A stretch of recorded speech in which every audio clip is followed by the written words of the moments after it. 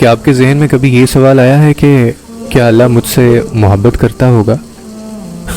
میرے ذہن میں یہ سوال کئی بار آتا ہے، بلکہ یہ سوال اکثر میرے ذہن میں گردش کرتا ہے۔ پھر ایک دن مجھے خیال آیا کہ میرا رب جن بندوں کو زیادہ چاہتا ہے ان کے بارے میں تو اس نے آیتیں اتاری ہیں۔ سو میں قرآن مجید کھول کر بیٹھ گیا اور میں نے ڈھونڈا تو پہلی آیت ملی کہ وہ صبر کرنے والوں سے محبت کرتا ہے۔ مجھے ملال ہوا، مجھ میں تو نام کا بھی تقوی نہیں۔ پھر میں نے آگے پڑھا کہ وہ صابرین کو محبوب رکھتا ہے۔ مجھے اپنے بے صبرے ہونے پر شدید افسوس ہوا۔ مزید آگے بڑھا تو جانا اللہ مجاہدین، کوشش کرنے والے سے محبت کرتا ہے۔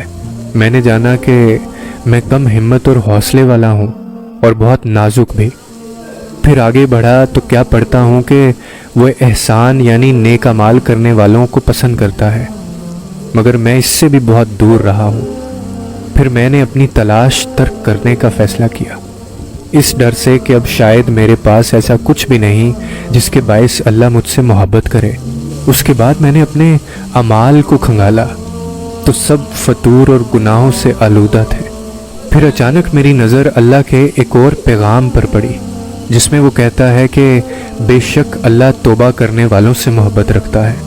سو میں نے اپنا مقام پا لیا اور پھر اس کے بعد میں سجدے میں جا گرا، کیونکہ میں جانتا ہوں کہ سجدے مکمل کرنے والوں کی کہانی کبھی ادھوری نہیں رہ سکتی۔ اور پھر میں اللہ سے باتیں کرنے لگا، کیونکہ میں یہ بھی جانتا ہوں کہ اللہ سے باتیں کرنے والوں کی بات نصیب سے کبھی بگڑ نہیں سکتی۔ اور پھر میں نے خود کو سمجھایا کہ کتنی بہتریاں ہیں اس دیری میں، یہ بھی تمہاری عقل سمجھ نہیں سکتی۔ اور پھر میں دعا کرنے لگا، کیونکہ میں جانتا ہوں کہ نصیب کی یہ چالیں میری دعاؤں سے کبھی جیت نہیں سکتی۔ اور یہ جو دنیا والوں کا مجھے ڈر تھا یہ بھی ختم ہو گیا، کیونکہ دنیا لاکھ رکاوٹیں ہی کیوں نہ کھڑی کرے پر اللہ کے بنائے گئے وسیلوں سے نہیں لڑ سکتی۔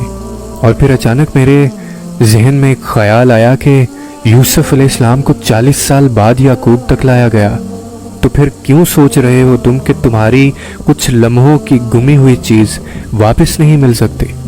بس جان رکھو کہ اللہ کا بس ایک ہی حکم کافی ہے،